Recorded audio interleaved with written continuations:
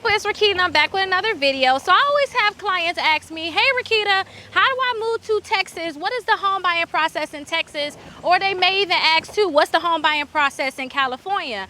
Or what's the home buying process in Florida? It doesn't matter where you're at, the process is basically the same. So I don't care if you're thinking about relocating.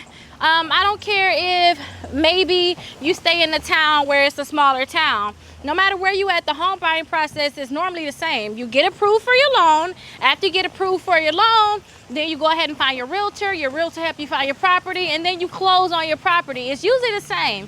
The only thing that's usually different about the different states or the different cities is sometimes they have like different home buying incentive programs, or maybe they may have first-time home buying down payment options. Maybe they have grants out there where you can get assistance with your down payment. But it just really depends on your city, and after you find out that you're able to even get approved for a loan, then you may want to talk to your realtor or your mortgage loan officer, whoever you're getting your loan with, and ask them, hey, is there any down payment assistance programs out there? But that's usually going to be the only thing that's different when you're buying a property in a different state or a different city.